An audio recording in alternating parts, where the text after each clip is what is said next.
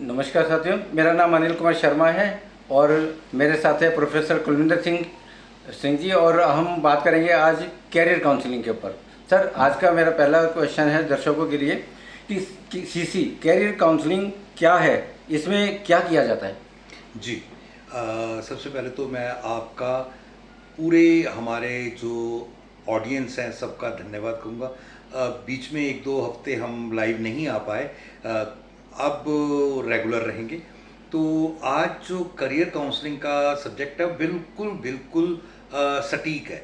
अभी अभी पिछले 10 दिन पहले 10th और 12th के रिज़ल्ट आए और उसमें बच्चों को काफ़ी सारी क्यूरियोसिटी थी कि अब करना क्या है, कैसे करना है, कैसे चीज़ों को टेकअप करना है। वो सारी चीज़ें आज इस लाइव में और इन प्रश्नों के साथ हम करेंगे। अभी अनिल जी ने प्रश्न पूछा कि करियर काउंसलिंग क्या होती है और इसमें क्या होता है। देखिए, बेसिकली करियर काउंसलिंग क्या है? एक करियर को बनाने के लिए जो माली का काम है कि माली जिस तरीके से एक बीज को बोता है, प्रफुल्लित करने के लिए काफ़ी सारी चीज़ें करता है और उसके ऊपर खाद, पानी, गुड़ाई, पता नहीं कितनी चीज़ें करता है, तब जाके वो एक चीज़ निकल के आती है। ये ही अगर देखा जाए ना तो सही मायने में करियर के बारे में जो काउंसलर्स करते हैं इसे करियर काउंसलिंग कहते हैं। और आप ये कह सकते हैं कि इसमें इंस्पिरेशन या चॉइसेस और उसके बाद आपकी मन की जो सोच है वो सारी चीज़ें मिलती हैं, तब आपका एक करियर की तरफ ध्यान बनता है। इसे मैं ऐसे भी कह सकता हूँ APH, एम। एम का मतलब हो गया आपने करना क्या है लाइफ में, कैसे करना है, उसकी प्रिपरेशन। और जी, उसे हाउ टू अचीव इट, जी, हाउ टू अचीव APG। तो अब ये सब चीज़ों को करते हुए आप एक काम ऐसे समझ लीजिए जैसे पानीपत की लड़ाई है। पानीपत की लड़ाई कितनी बार हुई? 3 बार। ठीक है, ये लड़ाई भी हमेशा 3 बार होगी।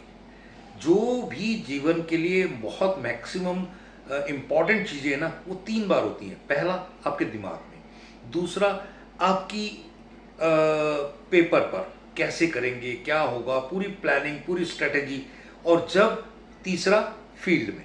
पानीपत की लड़ाई का भी ऐसे ही हुआ होगा कि पहले हर लड़ाई, तीनों लड़ाइयाँ पहले दिमाग में लड़ी गई होंगी, इससे इस राजा की ऐसे लड़ाई होगी और ये एक अटैक करेगा और दूसरा उसको, और फिर उसके बाद हर राजा पहले से ही तैयार होता है, प्रिपेयर्ड होता है कि ये ज़िंदगी में होने ही वाला है। आपको जब 10th का एग्ज़ाम, 12th का एग्ज़ाम या कोई भी चीज़ एग्ज़ाम आती है तो पहले से पता होता है ना कि ये आने ही वाला है, तो उसकी तैयारी होती है और उसके हिसाब से फिर आपका प्रिपरेशंस होती हैं और प्रिपरेशंस करते करते आप उसको पाने की पूरे प्रयास में लग जाते हैं और वो समर्पित भाव ही आपको उस तक पहुंचाता है। इसमें एक चीज़ और है कि अगर आप इसे थोड़ा और देखें ना, तो ऐसे कह सकते हैं कि आप कहीं ना कहीं बच्चे को उसके इनर में जाने का टाइम दें। IPA इनर में जाने का टाइम दें तो वो कहीं ना कहीं परसिस्ट करता रहे, उसके ऊपर टिका रहे और अल्टीमेटली वो उसको अचीव करने के लिए मोटिवेट हो जाए। ये मोस्ट इम्पॉर्टेंट होता है। ये सब चीज़ें अगर किसी ने कर लिया तो वो लाइफ में सारी ज़िंदगी फिर ऐश करता है। बड़ी बार बड़े लोग कोई भी करियर को ढंग से चुन लेते हैं तो बाकी की सारी ज़िंदगी उसको एंजॉय करते हैं। लेकिन कई लोग होते हैं समय पर मार्क्स नहीं लाए, समय पर सही सब्जेक्ट नहीं चुने, समय पर सही कोर्स, कॉलेज या बाकी चीज़ें नहीं चुनी, और उसका असर ये होता है कि बाकी की सारी ज़िंदगी वो करते हैं जिन चीज़ों में उसका इंटरेस्ट नहीं होता है। तो आप शुरुआती दौर में जैसे माँ बाप, टीचर्स सारे आपको कह रहे होते हैं, वो थोड़ा सा उसका ऊपर फोकस करके चीज़ें कर लें तो मेरे ख्याल से ये बहुत अच्छी बात हो सकती है। बहुत ही बढ़िया सर।